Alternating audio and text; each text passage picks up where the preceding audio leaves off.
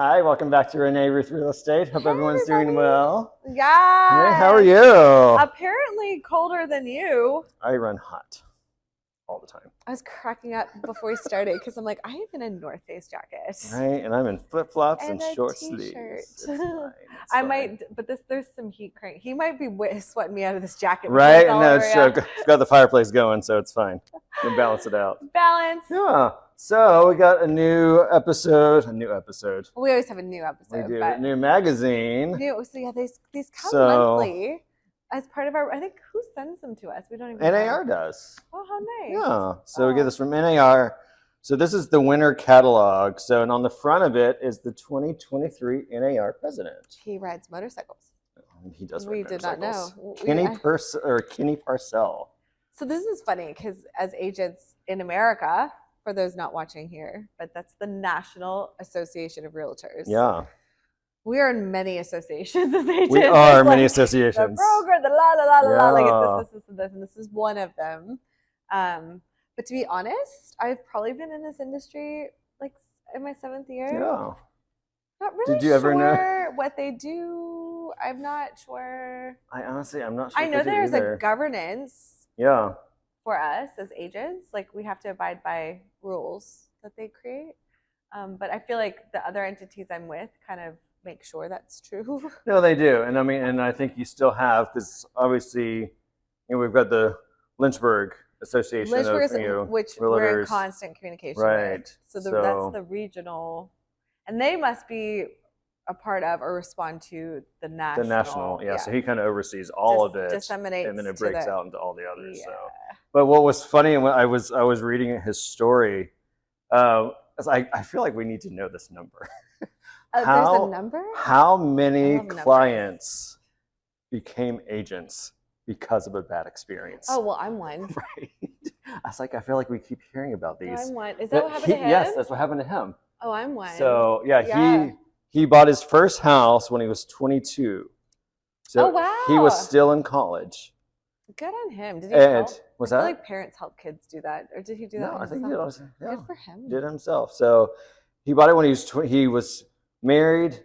They bought their first house at 22. Yeah, whenever they were 22, and and here's also something I did not know. I did not know that there could be licensees that are not technically realtors. I don't know this term, but it was something that I read in the article, and so apparently. But is that maybe potentially in another state? I feel like because it was in Utah. Yeah, so every state has their own like rules. Right. When you say a licensee, that's not a realtor.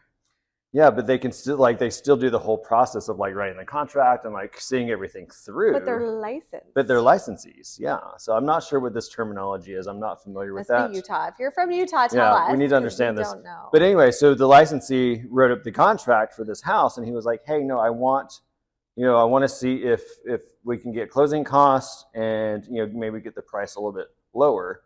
Well, this licensee didn't want to do any more work, and so he's like, "You make the corrections." So he literally rewrote his contract for what he wanted, submitted it, it was accepted, they bought the house, but being that Kenny is not a realtor, knew nothing about how it needed to be written, so after a closing and they get their keys, they go to the house, the refrigerator was gone, the cabinets were gone. Cabinets? And something else was gone. And so, of course, he called up this licensee and told him, he's like, "This is done. I got paid. This is your problem." So they literally had to keep their food in like camp coolers for 6 months until they could afford to buy a refrigerator. 6 months? Well, he was in college. Yeah. Before they could afford to buy a refrigerator. There were payment plans? Wow. I know, right? So from that experience, he's like, maybe I should find out how to be one. That is so great, because my story is I met a girl who lived in a neighborhood that I'd never seen before, and I'm from Canada, so most of the neighborhoods in this area, we have like that, we call them like the matchbox houses. Right. So I've heard a rumor, I don't know if it's true, but like post-war, like especially that stuff over on Paramount, this entire area where like supposedly, I'd have to look this up to see if it's true, but we're in Lynchburg, Virginia, and apparently post-war, they they built all these matchbox houses for the soldiers. And then I don't know if you've noticed, it's like streets and streets of matchbox houses, and then the houses got a little bigger. And then the front has stately homes. So the story was the big ones are the generals. Oh, interesting. And they were provided homes post-war. It could all be whatever, but the point is that most of the homes here were 40s, 50s, 60s. Right. You know, and then there was the 80s here, 70s saw ranches, 80s saw split foyers, and then 90s started to turn a little more contemporary. But where I'm from, like the developments, Canada developed much later, nowhere near the war. And, you know, I grew up in new developments. So like I grew up with like brand new homes on much, much smaller, like, you know, properties were sold in feet. I was gonna say you did not get big yards. Acres. Right. No, like, would you like the 30-foot lot or the 50-foot lot? Wow. You know, so like that's how our lots were sold in feet. And but they were always like newer construction, like contemporary construction. So when I moved here, while I find the historic very charming, it's not what I'm used to. It's just funny how we kind of sometimes gravitate either to the things we're used to or like the polar opposite. Like, I was fascinated by stucco because Canadians do not have stucco. I love stucco. Fascinated. I was on a stucco house that was so cool. We're not far enough south, I think. We aren't. No, I mean, consistent stucco. There's some stucco here, but not enough. There's some. But I mean, it's huge in Florida. Huge. So, like, so I'm fascinated by stucco. So this development that I went to visit a friend in, and she had just gotten her real estate license, and I literally drove down this road of like 50s, 60s houses.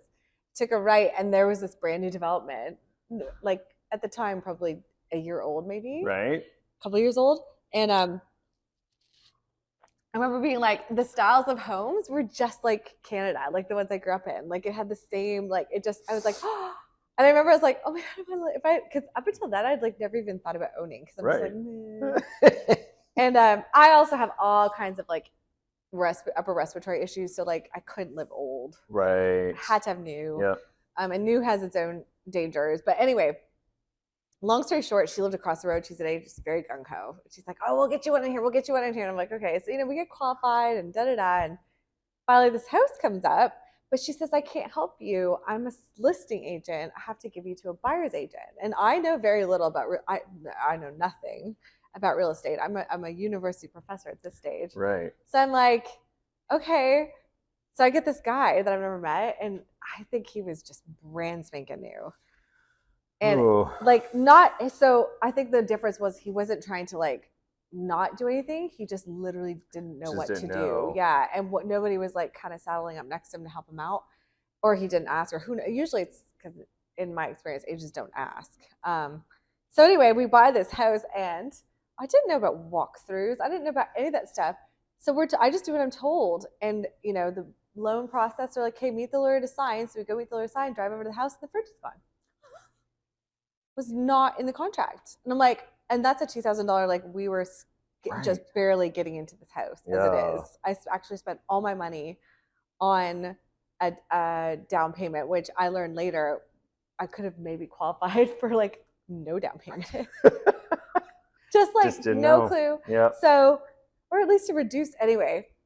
So annoying. So I had no extra money. It all went into so I lucked out though, because the guy that he didn't answer the phone, but the girl who's now my neighbor, it's probably in her best interest to make sure I had a fridge. Apparently called the guy and made him out of his commission buy me a fridge.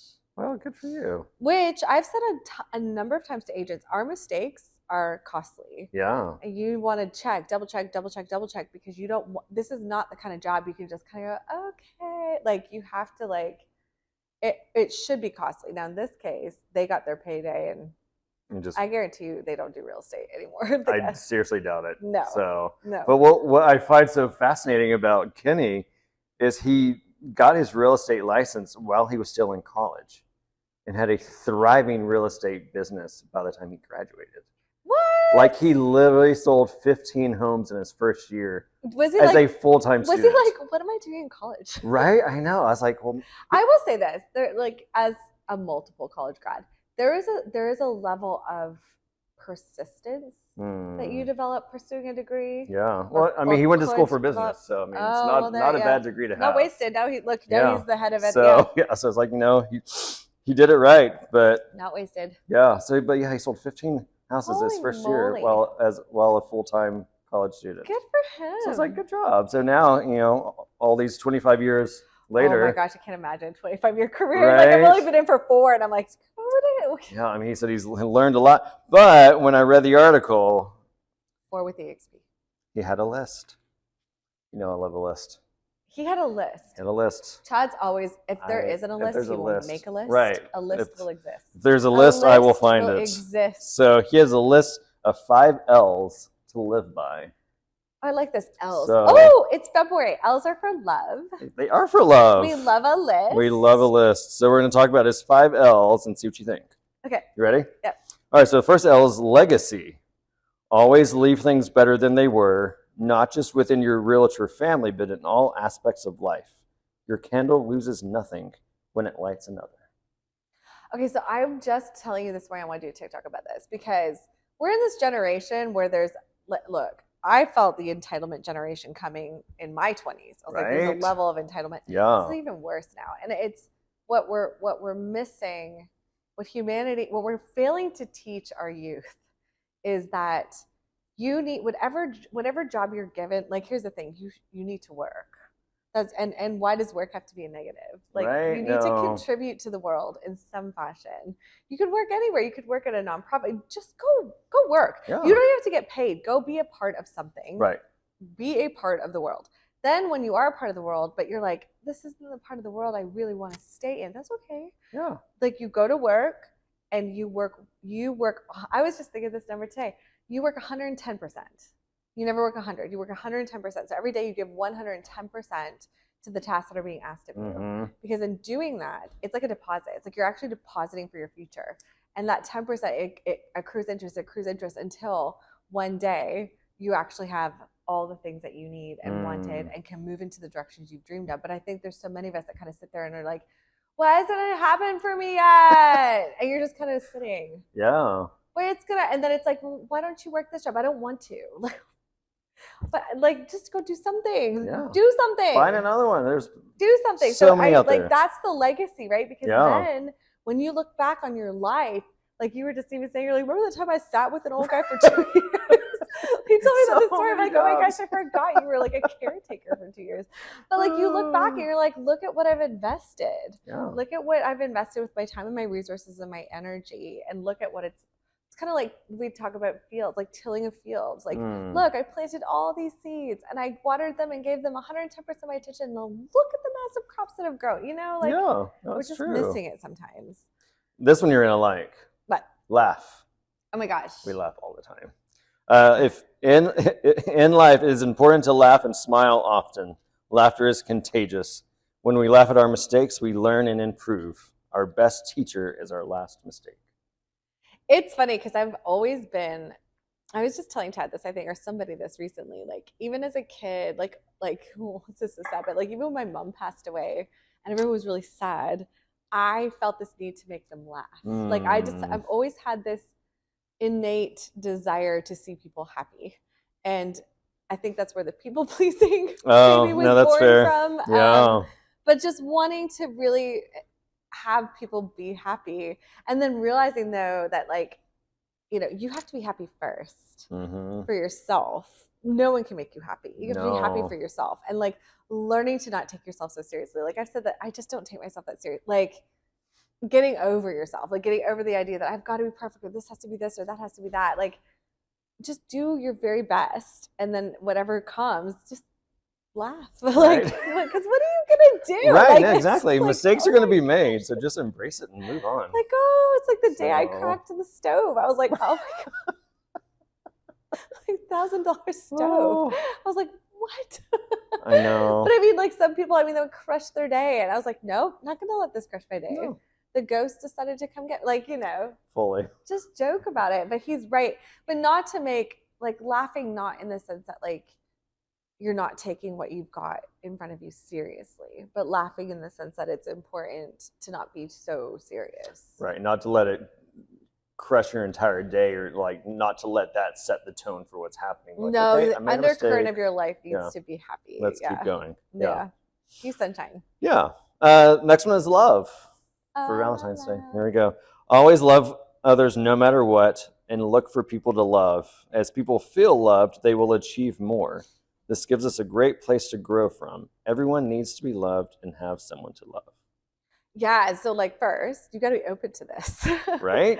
Like everyone needs to be loved, but if you're not willing to be open to be loved, it's going to be very hard for you to give it because you're not even open to receiving it. Yeah. So then once you're kind of open to the idea of love, I think that like what makes somebody potentially thrive more than someone else is that they're looking for ways to help and improve others' lives. Mm-hmm. And if that's your focus every morning, you take the focus off yourself, like your bills or your anxieties or your depressions. Like I actually had someone that was just like, I'm so depressed. I wish God would just take me off this planet. Really dark. But everybody's comments, it was interesting because somebody said, go out and help someone in the community. Because sometimes by doing something for someone else, one, it helps you get a little perspective.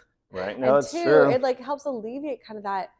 Because these are things that like if we sit by ourselves and go over and over what's wrong, everything is always wrong. But when you actually make motion, to look for better, then things start to shift. And it's, like go serve other people's and then take that to like your job. Like see yourself as serving others. I think we're so quick to be like, I want to make a buck. Right. But is that like really the goal? And I don't think so. Like I think the goal is to like what if you woke up every day like I really want to inspire someone? Well, yeah, because anyone's going to feel that all you're out to do is just not to help them buy a house, but to just make the money. I don't understand how people don't think that. It kind of reminds me of the kids that like smoke outside and then spray Febreze. I think their parents don't know. It's like humanity has this similar senses to canines. Like it's, and I think the difference is it's so acceptable that canines behave this way because they can't talk. And we're less likely to discuss the fact that as humans, we sense the same kinds of things from people. And that idea of desperation or money turning, eventually everyone's going to see what you're really about. And I always used to say, I was like, in time, all things are made known. And so you might be able to put on a face for but so long. Right. But you have to find a place where you want to help other people or that it's always just a job. No, and true. I think that like even at Starbucks, like look, if you have a menial job or you think it's menial, like restaurant work or whatever, like I used to wait tables to pay bills and I used to just be like, these people are coming out for a really nice night and I want to try and make their night as enjoyable as possible. Yeah, like absolutely. That was how I saw waiting tables. I didn't be like, oh, here we go again. Like I was like, oh, I can't wait to see I'm gonna help tonight or meet tonight. And of course there were mean people, there were nasty people, and there were like things that went wrong. And I think my years in the restaurant industry actually helped me prepare for real estate. Because you're just, you turn and burn people restaurant quicker, but the same principles apply. Like someone's coming in looking for an experience. Right. No, absolutely. And you get to provide that for them, and then just the things you can learn and just, I just think about the pandemic put everybody in a box. Like so many people were sheltered that I feel like I want to be like, get out. Right. Get out to the world. Let's start new today. Like, get out. The next one is learn. Always push yourself to be better today than you were yesterday and better tomorrow than you were today. The more you learn, the more you value, the more value you bring to others. Oh, I was just telling Fred that today. So Fred, get some books. Start reading. Love reading. Every day I pick up a book. Like I walked in today, I'm like, Chad, what's the fourth dimension? He's like, it's too early. I need more coffee. He's before like, I can answer he's that. like really like holding the coffee pot. He's like, no. Not yet. I was like, okay, we'll talk about it later. It's like, where's this coming from? I'm like, I read it. So we should always be. And then I think too, that's when you don't grow old and you don't because every day is like a new day and a new chance to just reinvent yourself in the world around you. Yeah, absolutely. The last one is lead. The best leaders are the best listeners. They know leadership is never about them. It's always about others. Great leaders foster other leaders and help people become better. Great leaders always give their best.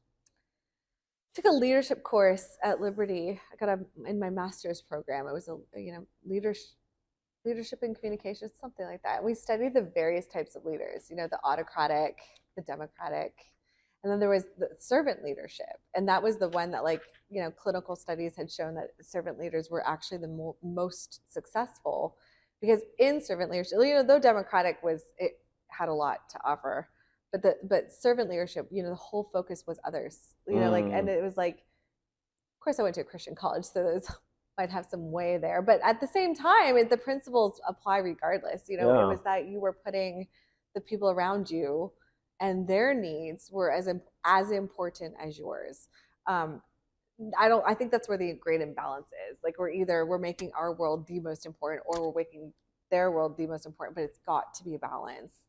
Because you and I would probably have done the other, like, right. Absolutely neglected ourselves for the world around us. So it's like it's the balance, right? And that's where great leadership lies, is in servant leadership.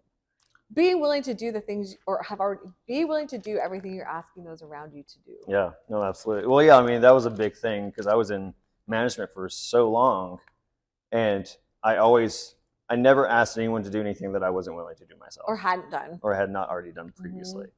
So, because they needed to see that I was willing to do it. I wasn't just trying to give them a menial task, like, this needs to be done. I actually told Fred, I was like, Fred, you need to tell your children they cannot be above cleaning toilets. Right? We've all done it. No, I've done outhouses. I've done, like, you can't be above that. And if I had to go back to it, I'd do it again. Say, like, right? You just do. Yeah. Like, and I cleaned the outhouses with a hose and sang Foo Fighters at a golf course. Oh my gosh, I was singing so loud that they could. That would have been me. The golfers are being disrupted.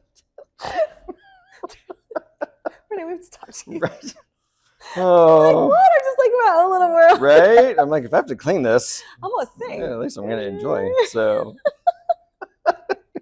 well, along with his 5 L's, he said that he also aimed to do 3 things each day.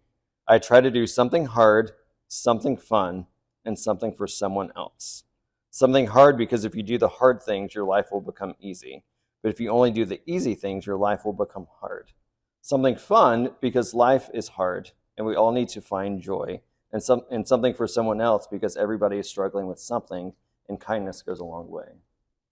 I love that. Take that, write that down, and put it in your life. It'll change your life. Like, it will. I just think I think that people really need to evaluate themselves. I think everyone needs to sit down and have a hard look at yourself and say, what am I doing to contribute to the world around me?